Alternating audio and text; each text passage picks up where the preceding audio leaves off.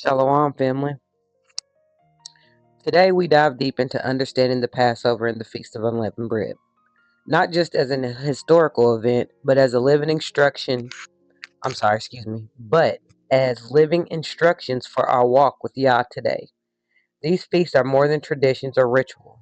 They are a blueprint for deliverance, obedience, and spiritual transformation. Many ask, how do we keep these feasts in our time? Do we need to eat lamb, or is it symbolic today? Is circumcision still required? Before we answer, we must trace their origins. See how Yah delivered his people and understand why these observances were commanded. Only by knowing the story can we truly grasp their purpose for our lives now. So, what we're going to look at is we're going to go back and we're going to look at the beginning, the story and where it all begins. So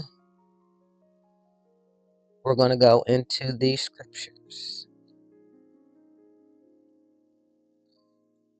Give me 1 second, family, while I get this up and running on my end so I can see. This thing always resets. I don't care how. It won't let me sign in to my actual Life Bible account, but it always restarts. So let's start. We're going to start in the book of Exodus, and we're going to go to chapter 1, and we're going to read verses 13 and 14. So what we're going to see here is that the children of Israel were in hard bondage, oppressed, afflicted, and crying out. Exodus 1, chapter 1, verse 13. And the Egyptians made the children of Israel to serve with rigor, and they made their lives bitter and with hard bondage in mortar and in brick, and in all manner of service in the field. All their service wherein they made them serve was with rigor. So we know the story. If you don't know this story, I would advise you to go back and to read this from the beginning. But Israel was in bondage, hard bondage. They tried their hardest to do everything that they could to keep these people down. So here we have established that. If you need more details, you can start from the beginning and read. But our purpose today is just to go over the surface so we get more understanding.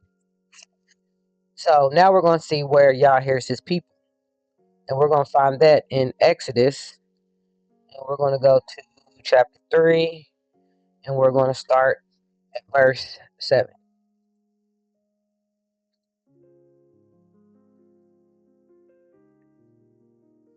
And Yahweh said, I have surely seen the affliction of my people which are in Egypt, and I have heard their cry by reason of their taskmasters, for I know their sorrows. And I am come down to deliver them out of the hand of the Egyptians, and to bring them up out of the land unto a good land, and a large, unto a land flowing with milk and honey, unto the places of the Canaanites, the Hittites, the Amorites, and the Perizzites, and the Hivites, and the Jebusites. Now therefore, behold, the cry of the children of Israel is come unto me. I'm sorry, I cannot read today. And I have also seen the oppression wherewith the Egyptians oppressed them. So this is showing you Yah. They cried out to Yah, and he heard them while they were in their bondage. If you go over to, which we're not going to read all of Exodus, the chapter 7 through 11, but if you read Exodus chapter 7 all the way to chapter 11, you will see that that the Egyptians were, because of Yah, were placed on them.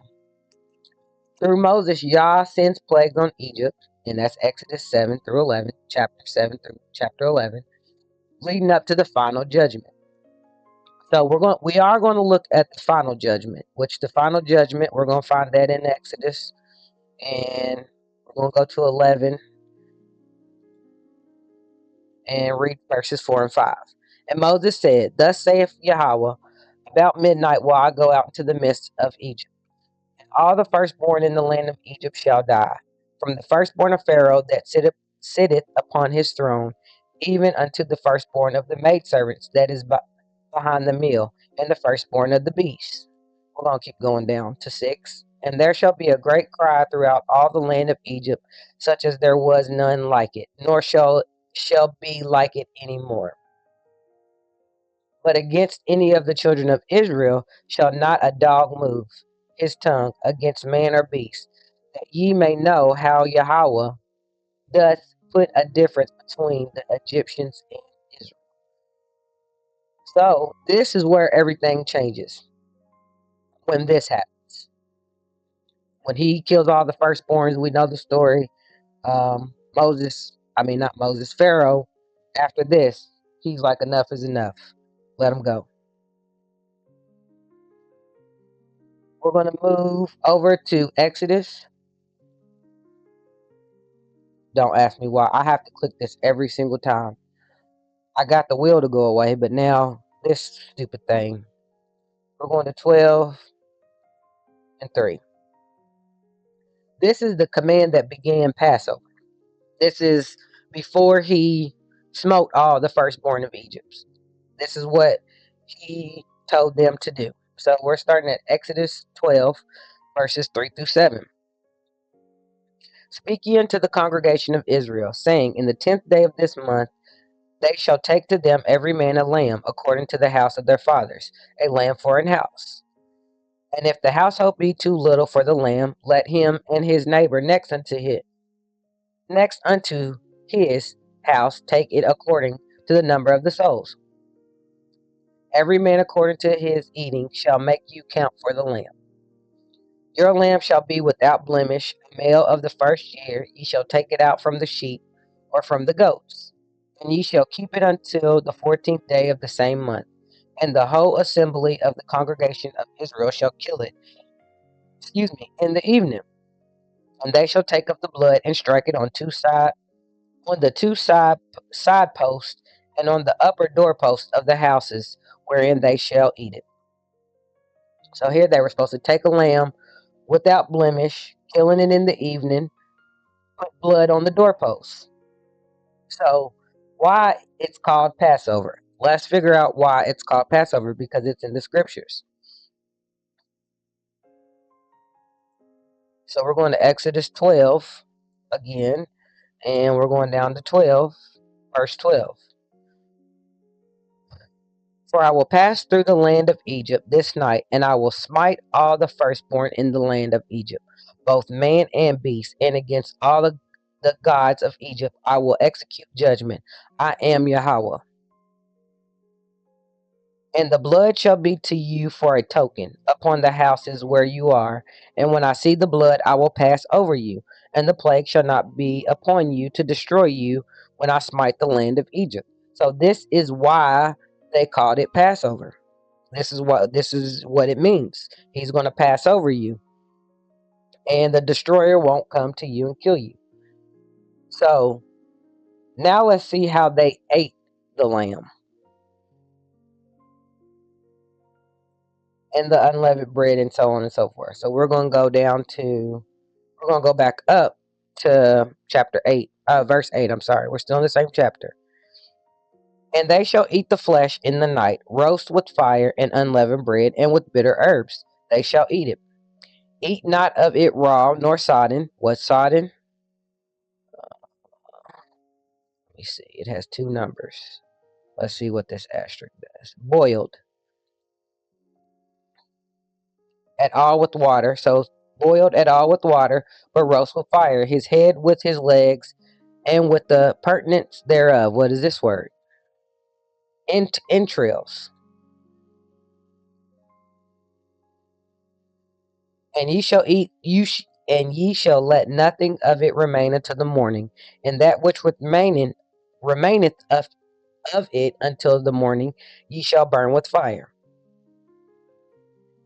And thus shall ye eat it, with your loins girded, your shoes on your feet, and your staff in your hand, and ye shall eat it in haste.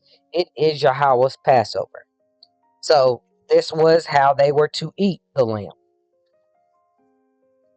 So you're going to get the lamb, unleavened bread, bitter herbs, eaten in haste. They were preparing to leave immediately. So we're going to go down to verse 15 here, and it's going to explain a little more about unleavened bread. So for the bread, 7 days shall ye eat unleavened bread. Even the first day ye shall put away leaven out of your house. For whosoever eateth leavened bread from the first day unto the seventh day, that soul shall be cut off from Israel. So as you see, he has unleavened bread and Passover and then unleavened bread because they come one after another. It's Passover first, the 14th day at even, and then the 15th day, which is the very next night. So 24 hours from in Babylon, 24 hours from Passover, that same night at when the sun goes down is the unleavened bread. So if you go down to in this verse here, it's going to give you more about the physical about unleavened bread. Why they had no time for the bread to rise. So we're going down to we're still in Exodus 12. We're at 34, and the people took their dough before it was leavened. Let's click on this word. A primitive root to be pungent. That in taste. That is in taste. I'm sorry, sour. That is literally fermented, or figuratively harsh in color, dazzling, cruel, man, died, be grieved, leavened. So Brown's driver Briggs, to be leavened, be sour, to be leavened, to take something leavened, to be embittered, grieved, to be cruel. So there's a couple of meanings, but in the sense of food, it's going to be leavened, fermented. The the yeast, and you see in 34, and the people took their dough before it was leavened, so that it didn't have time to rise. Their kneading kneading troughs. Let's see what this word means. I can't even say it right. Their dough being bound up in their clothes upon their shoulders. So they had their dough already in the bag, ready to go because they were to get up and go when he told them to get up and go. So we know 7 days they were to eat unleavened bread. They're preparing here before they left. So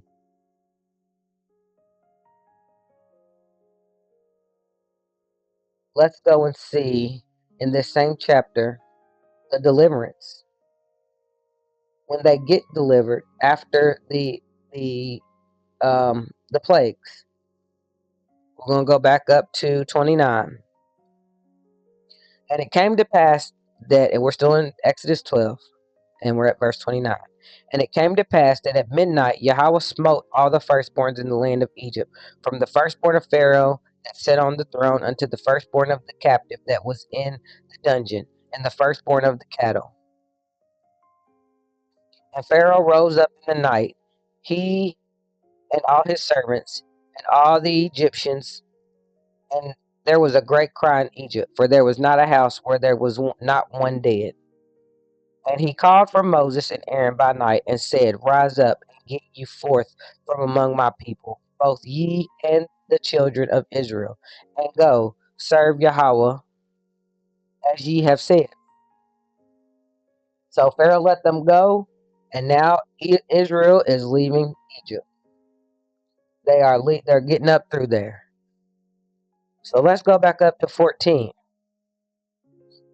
and we want to read this. This day shall be unto you for a memorial, and ye shall keep it a feast to Yahweh throughout your generations.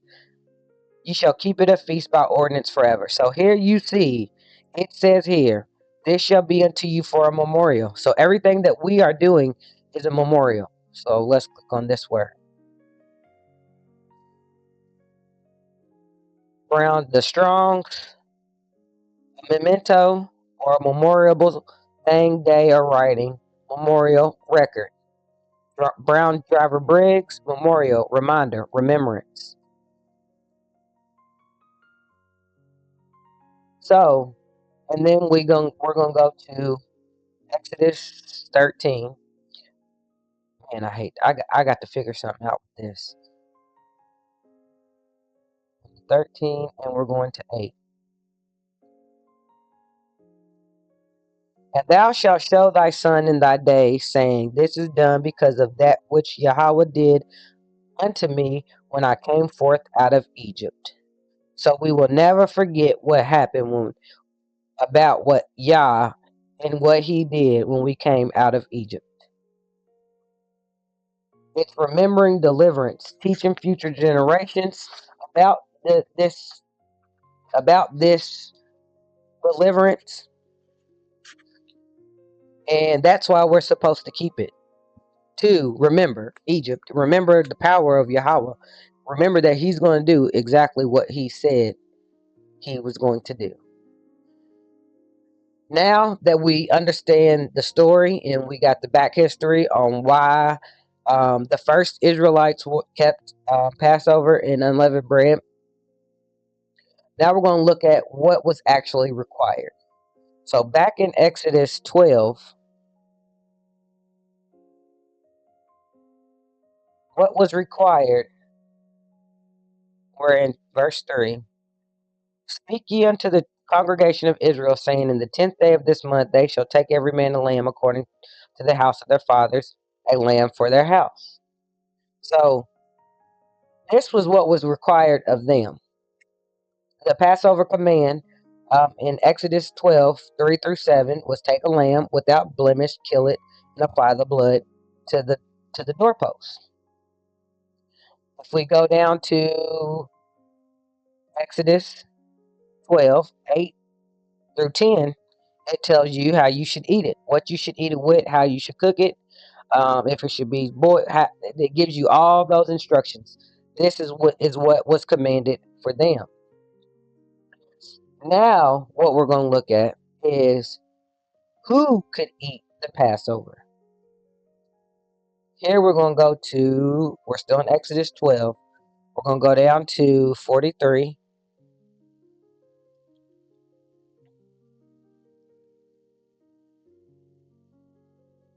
We're Exodus 12:43. And the Lord and Yahweh said unto Moses and Aaron, this is the ordinance of the Passover. There shall no stranger eat thereof. So let's click on this word stranger. And let's go. We'll do both of them. Here it says a son as a builder of the family name in the widest sense, relationship including, okay, let's see what the Brown Driver Briggs definition. Son, grandson, child, member of a group. Okay, let's try the other one. Let's see if this is it. Okay. Let's click out of this one. Let's try it again. We'll click on that first one. All right.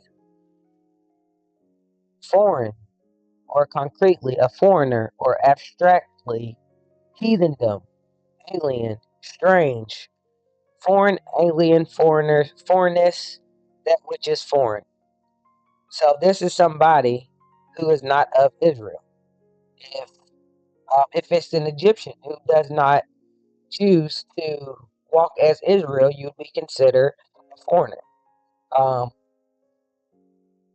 Somebody that's just passing by. Let's just say there was an Egyptian passing by, and they still kept their customs as an Egyptian. They did not keep the customs or walk into the covenant that Israel had. Then they would be a stranger. It would be anybody that's not walking in the ways of Yahweh is a stranger. It could be another Israelite, somebody that's bloodborne, but if they walk as an Egyptian, you're a stranger.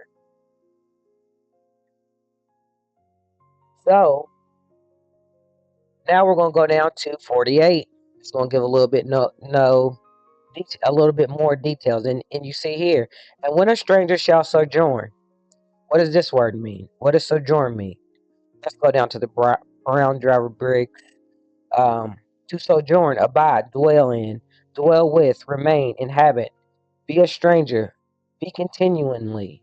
Surely. To, so, to sojourn, dwell for a time, to abide, stay, temporarily dwell. To seek hospitality with, to assemble oneself. There's several other words. Let's try the Strongs. Primitive, I can't even say it word. Primitive root, properly to turn aside from the road, for lodging or any other purpose, that is, sojourn as a guest, also to shrink, fear, as in a strange place, also to gather for hostility, as afraid, abide, assemble, be afraid, dwell. So a sojourner is going to be someone who assembles oneself. And when the sojourner shall sojourn, let's see what the asterisk says. Oh man, now it don't want me to click on it. Okay, now it wants to be crazy. Nope, that's not gonna let me click on it. With thee, and will keep the Passover to Yahweh. So we see here the stranger wants to be here. If they're sojourning, they like, we want to come with you. Like some of the Egyptians wanted to go with the Israelites. They wanted to be one with the Israelites and wanted to walk in the covenant um, of Yah. So you know what you have to do to be in covenant with Yah. You have to keep his laws, statutes, and commandments. You can't come in as an Egyptian walking like an Egyptian, or an Ethiopian, or a Hamite, or Ammonite, Moabite, whatever. You have to be and walk in the identity and covenant of Yah. So when a sojourner shall sojourn with thee, and will keep the Passover to Yahweh, let all his males be circumcised, and let him come near and keep it, and he shall be as one that is born in the land. For no uncircumcised person shall eat thereof. One law shall be to him that is homeborn, and unto the stranger that sojourneth among you. Let's see if it stays temporarily, is what that footnote says. But you see, this person wants to do this. This person wants to walk in the ways and keep the Passover to Yahweh, not to their idols, but to Yahweh. And this to be in the covenant, you have to be circumcised. So they're in agreement. It's not, I'm going to capture you and I'm going to do this by force. It's, you're going to come in, and you want to come in, and you want to know the ways of Yahweh, so that you can keep the Passover to him. So we see this here in these scriptures. I know we've been jumping up and jumping down in this scripture, but we're trying to get to certain points. But if anything's unclear for you, just go back and just read it all in, chronological order, as it, as it's wrote in the scriptures, and it'll make a lot of sense. I just wanted to pull some of the things that people are uncertain about when it comes to these feasts. So I wanted to show you guys that this feast was commanded forever. I know we went over this, one time before, but I want to, for the people, that don't think because we're in our land, we have to keep it. The sun, the moon, and the stars, as on this channel, we've already talked about the sun, the moon, and the stars. Well, the sun. Briefly went over the moon, which I'm going to get another video out here shortly, finishing up with the moon. But they're still there. They're there for feasts and for days and for seasons and so on and so forth. So if the moon and the sun and the stars is still there, we still have to keep these feasts. Point blank, period, the end. There's no getting around it. We wouldn't need the sun and the moon and the stars if we weren't to still keep the feast. We're supposed to still be keeping these feasts no matter where we are. And when you read in Exodus 12, verse 14, and it says, "And this day shall be unto you for a memorial, and ye shall keep it a feast to Yahweh throughout your generations. You shall keep it a feast by an ordinance for forever." And if I know a lot of us came from PM, and remember in the Song of Moses, he knew what we were going to do. He knew what we were going to do. He knew we were going to be rebellious. But he still told us, no matter what, where you go, keep this feast. He still knew before, and that the Song of Moses came after this. I believe it was right. It was when they were in the wilderness when um, the Song of Moses came about, and he knew we were going to be rebellious. He knew we was going to get kicked out of the land. So if that was the case, why is he saying this here? He's an all-knowing God. He's an all-knowing Elohim. Why would he tell us this here if he didn't mean it? When has he ever said something that he did not mean? He did not. So we're going to read it one more time. And this day shall be unto you for a memorial, and ye shall keep it a feast to Yahweh throughout your generations. Ye shall keep it a feast by ordinance forever. Forever. A memorial throughout your generations. So I'd like to anybody that believes that we're not supposed to keep this feast because we're not in the land is tripping. So now we're going to focus a little bit more on the unleavened bread, which we went over this in 15 right here briefly, but we're just going to do some recapping. We're going to show that it was 7 days, no leaven in the house. 7 days shall ye eat unleavened bread. Even the first day ye should put away leaven out of your house. For whosoever eat leavened bread from the first day until the 7th day, that soul shall be cut off from Israel. So we know this. 7 days, no leaven. No leaven found at all. And it's going to say that in 19. 7 days. It's saying it again. 7 days shall there be no leaven found in your house. For whosoever eateth that which is leavened, even that soul shall be cut off from the congregation of Israel, whether he be a stranger or born in the land. So you see how in the scriptures it'll say whether it be a stranger or one born in the land. There's one law for stranger and bloodborn. This shows you that the strangers are walking in the covenant with Israel. You can't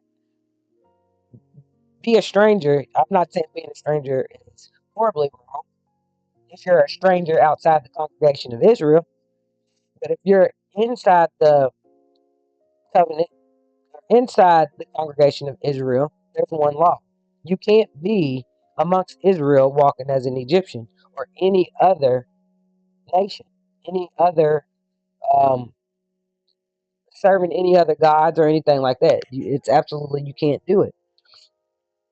So let's read down at 16, or up at 16, I'm sorry. And then the first day there shall be a holy convocation. This is talking about the Feast of Unleavened Bread. The very first day shall be a holy convocation. Let's see, what's convocation? Something called out that is a public meeting at the persons or the place. Also a rehearsal, assembly, calling, convocation, reading. Um, Calling together, it says here in Brown's Driver Briggs. So a set apart, which holy means, set apart, um, calling. And then the 7th day, there should be a holy convocation to you. No manner of work shall be done in them, save that which every man must eat, so you can cook. That only may be done of you. Let's see what this footnote is. Except, okay. For some reason, I like clicking on these words. Let's go to work. Properly, dutyship, that is, ministry, generally employment, never serve out or work abstractly or concretely, also property, as a result of labor, business, plus cattle, industrious, occupation, officer, thing made, use, manner of work, man, mention, occupation, down here at the bottom of Briggs, occupation, work, business. So whatever job that pays you is a no-no. Whatever that is, and the reason why it seems so different, what I've been finding out, is man was created to work the land. We see that with Adam. Yah created everything Adam needed in day 1 through 7. Day 1 through 6, and then he rested. After he rested, or after he put Adam in the garden and told him to keep it, that was his job. That tells you right there, man was created to work the land.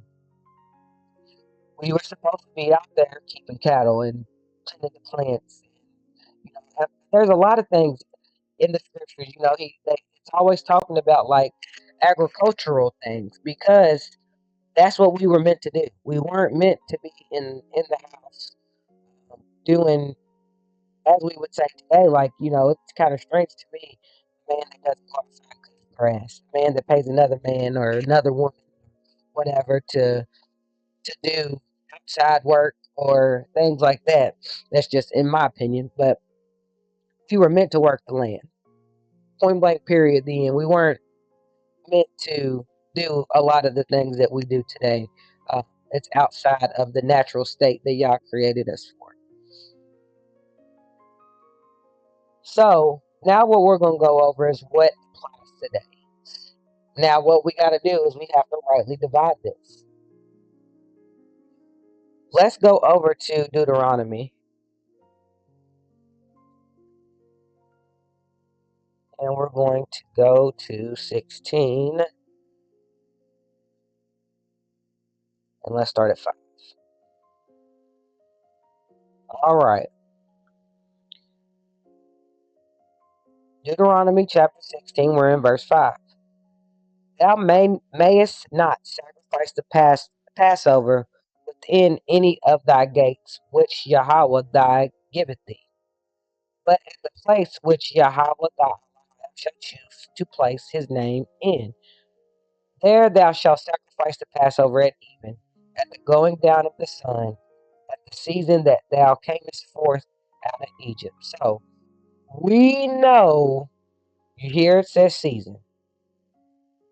This right here. I'm not even going to go down this rabbit hole right here, even though I'm going to click this real fast just because I'm curious. Okay. I'm not even going to say nothing because it's going to get me on the rabbit hole. But when they were in the land, when they were in the wilderness, before they had a temple, Yah told them where to go and where to sacrifice the Passover. And they knew what season it was in because it's the season that they came out of Egypt. They weren't, even 40 years from then, they weren't that far removed. Um, they weren't that far removed from Egypt. 40 years is not really, I mean, it is that long, but not for them. Give me 1 second, family. Okay, sorry. Um, so they knew what season it was because, like I said, they worked land. They were used to agricultural things, when plants harvest, when the seasons and the time telling. They were used to this. We are not. We have been so far removed, even from being where we was before we were taken captive in Africa, on that continent. We are so far removed from a lot of the things that our people did. We don't really know the customs. Well, I'm going to say the righteous customs that they had, how they did their hair, how they took care of their hair, how they, um, just little things like, for instance, like with women. If something was wrong with your milk when you had your baby, they had a custom where what they did to take care of that. Like, we're so far removed from that it's hard to fathom some of the things that they did and to apply it today. But one thing we definitely can't do is we cannot bring Babylon and Babylonian customs into the covenant with Yah. We got to stop trying to tie those things to our understanding because it has nothing to do with it. These people were not keeping Babylonian customs, even though they just came out of Egypt. Um, that's why Yah was separating them and getting them away from them so that they could get rid of those customs. So in 5 and 6, we see here the Passover was to be kept where Yah said, because Yahweh Shai was that fire that followed them at night. He led them to where they were going. Now we're going to move. We're going to move on. We're going to jump a little bit. Looking over my notes. All right. Back then, excuse me. We're going to go to Second Chronicles. You haven't read First and Second Chronicles, I'm telling you, you need to go read it. You need to go back and you need to read it. 35, and we're going to start at verse 10. And I say to go back and read Chronicles because it will give you a sense of relief to know that these people went into captivity just like our people have, and they were trying to figure it out just like we're trying to figure it out. So we're at Second Chronicles 35, and we're going at verse 10 and 11. So the service was prepared, and the priests stood in their place, and the Levites in their courses, according to the king's commandment. And they killed the Passover, and the priests sprinkled the blood from their hands, and the Levites slayed them. Now let's see what this is. Spread out. Okay, so we see here, what I'm showing you here is in their time, even here in Chronicles, they're coming out of captivity. Let me see.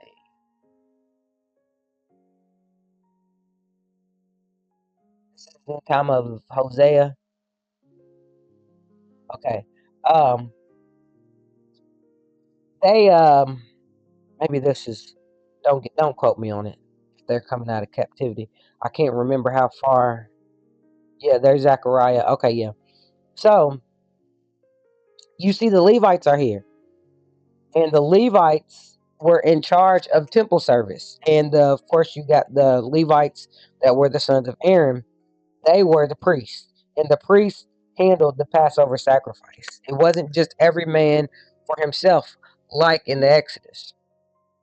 The Levites handled the Passover service. Today, there is no temple system operating. There's Levites, but we don't know. We don't know who's Judah. We don't know who's Benjamin. We don't know who's Levi, Simeon, going on to all 12 brothers. We don't know who is who.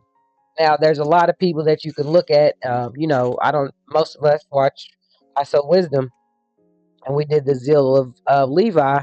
And, every one of the brothers have a certain identity, I'm going to call it a certain marker. And in a lot of our people, you can see different markers within them. Let's say for Shai, for instance, him and his zeal. He reminds us of a Levite.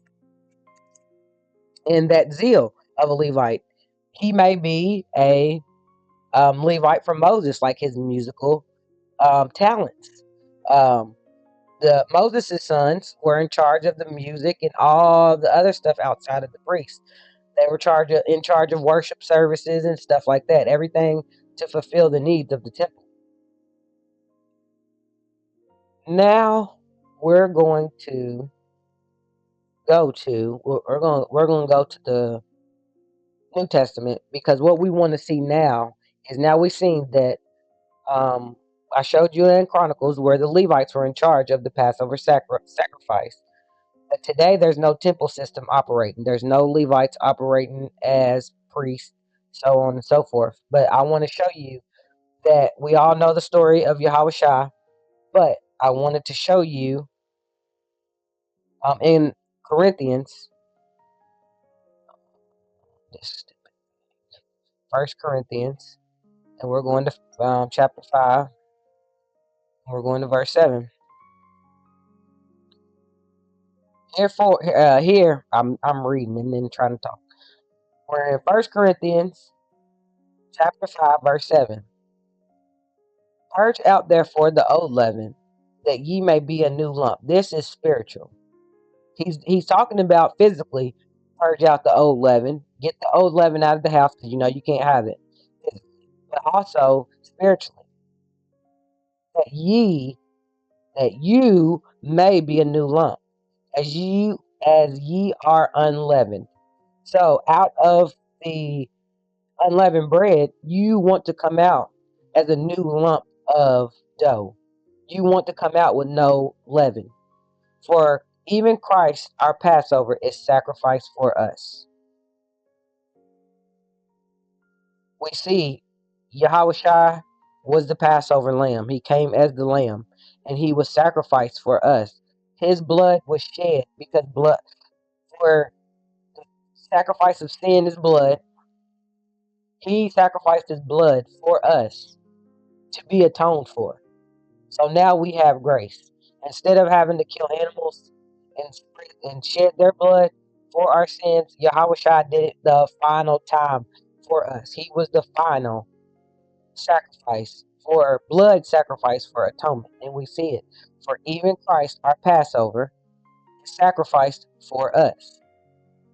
Therefore, let us keep the feast not with old leaven, neither with the leaven of malice and wickedness, but with the unleavened bread of sincerity and truth. We see here what leaven is. But not with the old leaven, neither with the leaven of malice and wickedness. Leaven is sin. But with the unleavened bread, see, unleavened, no leaven means sincerity and truth. Now let's go to Hebrews. Going to 10 and 1.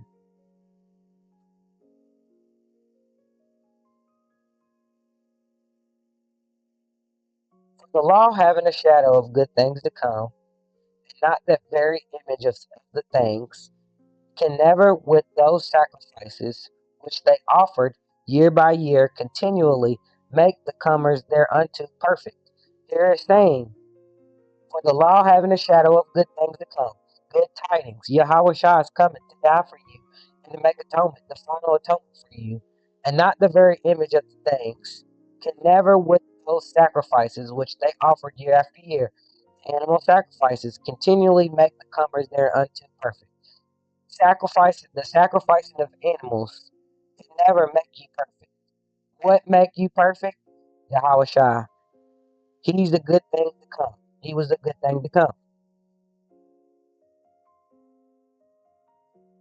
So we're not performing animal sacrifices today. So that's why we don't have to sacrifice the lamb, and we don't have to do all the steps where they had to go get the lamb on the certain day and shed the blood and put it on the door. We don't have to do that because Yahweh Shai, he's already did that. Can you eat lamb today? Lamb is still clean. You can eat it. But it's not the original sacrifice. Now, if you're still asking, what about circumcision? We read that in Exodus 12:48. This is the original requirement. Now, let's go to Romans. We're going to Romans chapter 2. We're going to 28.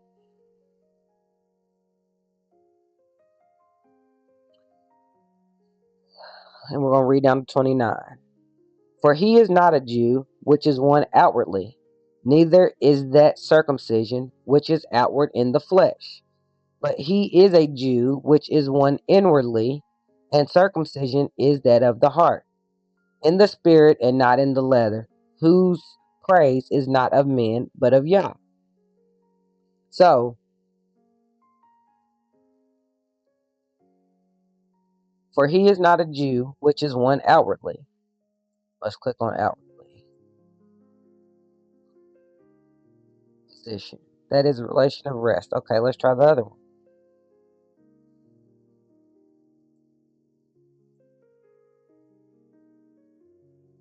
Apparent, manifest, evident, known. So,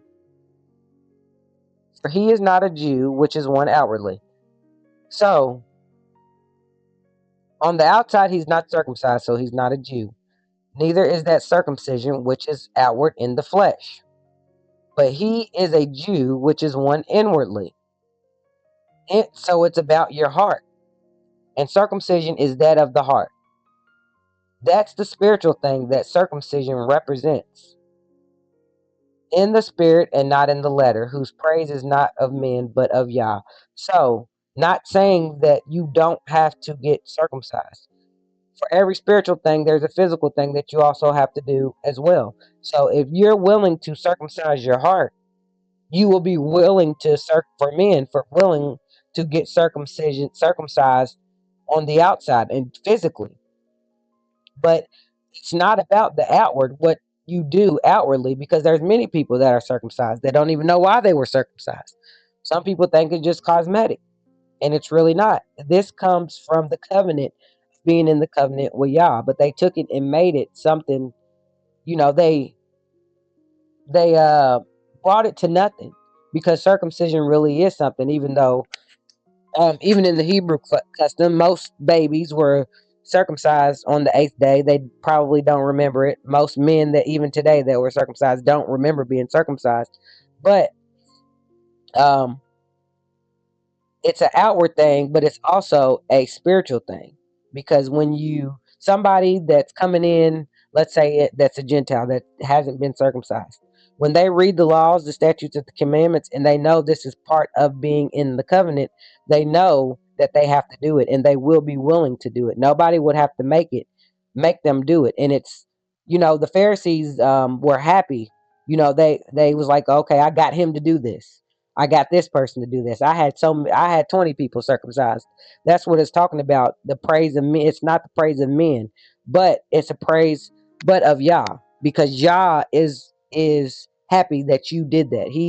He's saying to you, well done, in that aspect. You took that step, and he's going to give you praise for that. So circumcision is a requirement to keep the Passover. We're going to go back to Corinthians. We're going to go to 1 Corinthians, and we're going to go to 7, and we're going to 19.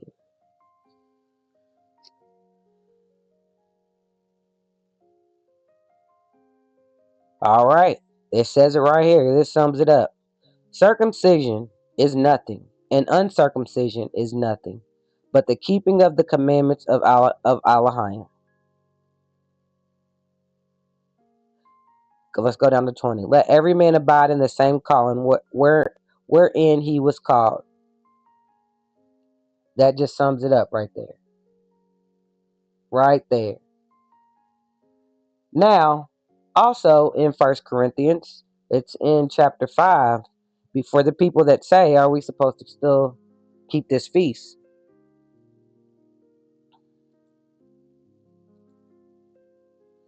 And we are in verse 8. Let's see. Okay. Therefore, let us keep the feast, not with old leaven, neither with the leaven of malice and wickedness, but with the unleavened bread of sincerity and truth. This shows you right here, let us keep the feast.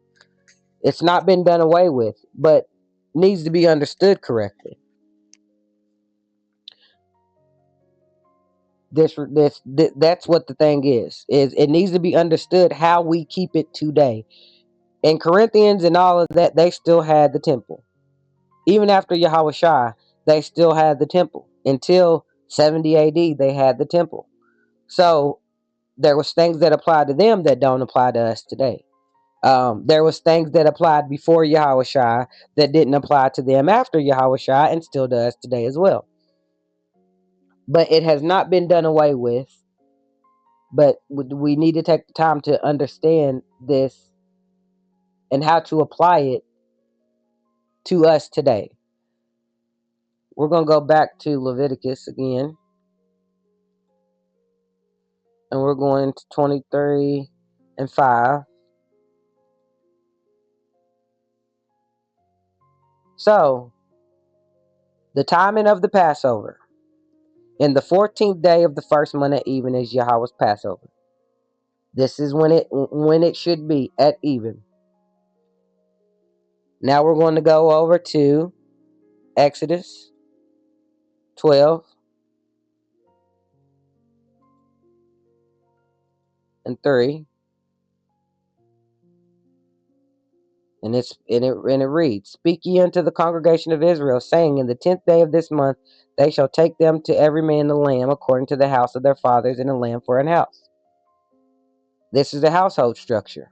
Not saying that we have to take the lamb, but for everybody in your house, according to the house of their fathers. And then, of course, they got a lamb for a house. But what we need to understand is the household structure. Everybody in your house needs to keep the feast if they're in covenant, as far as physically in covenant. Now, we already know what the meal was. Unleavened bread is required. Bitter herbs required. Lamb is optional. But when I say optional for us today. It's optional. It was not optional for them coming out of the Exodus. During the Exodus, it was not optional for them. But it's not sacrificial for us today. So it is an option. If you want to eat lamb, there's nothing wrong. But you need to understand that that lamb is not a sacrifice. It's not a sacrifice at all. So what we need to be doing, our focus needs to be on remembering Yahweh Shai. He's the sacrifice. Examining yourself. Walk in sincerity and truth. All the scriptures that we went over, those need to be our focus. And for Feast of Unleavened Bread, we need to remove the leaven. Not just physical leaven, but the spiritual leaven as well. We need to come out of this feast as a whole new person. We know that we have to eat unleavened bread 7 days. This is commanded. There's nothing, absolutely nothing leaven can you eat. Now, I forgot about these. Look, we want to go and we want to, I wanted to show you where, even though I told you, but I still want to show you where it says in the scriptures. It gives us the scriptures, and it's in Corinthians. It's in First Corinthians. I think we did go over this.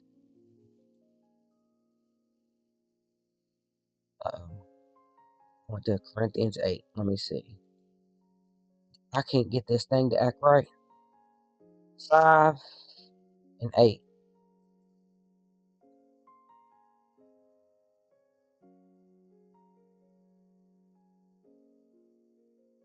Yeah, we were showing you here where I was showing you here where leaven represents sin, and it names some of the sins that we have: malice and wickedness, but with the unleavened bread of sincerity and truth. So we need to realize that leaven is sin, and that's what it spiritually represents. Like, it's more than just removing the leaven. When you look at it on the physical, it means absolutely nothing to you. But when you look at it on the spiritual, you see what it means, and it means leaven. That's what it represents in the scriptures. We know Passover at even, which is the 14th day at even, it's not the same as day 1 and 7 of um, Feast of Unleavened Bread. Let's see, 1 to 23.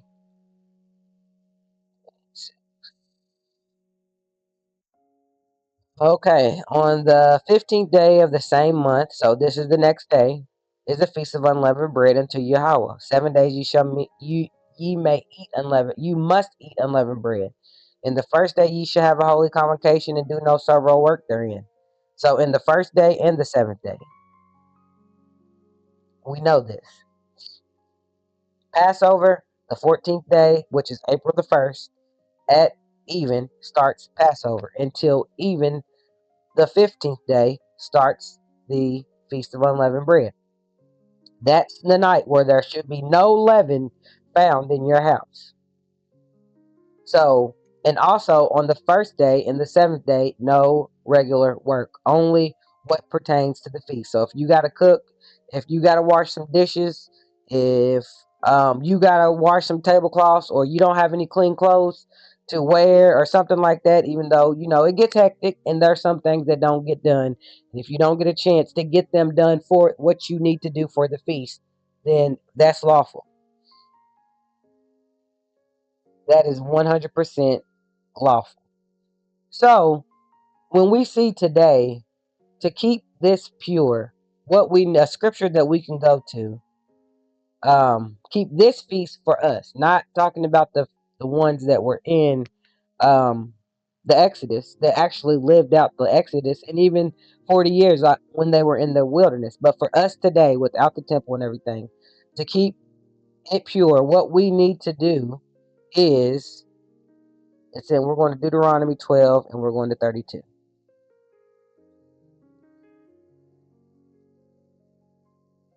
What things soever I command you, observe to do it. Thou shalt not add thereto, nor diminish from it.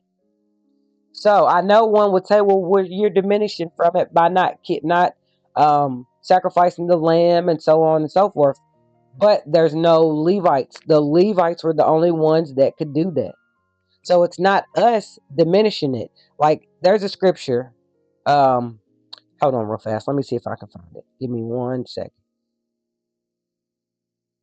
There's a scripture that says that if um, somebody outside of the priest went into the certain parts of scriptures of people not priest dying from going into temple. Let me see if I can find it real fast. I'm not sure.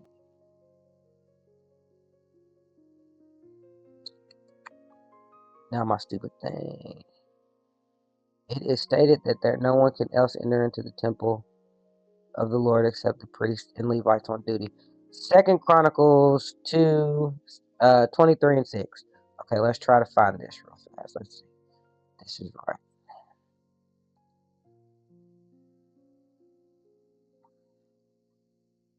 Oh, now my thing don't act right.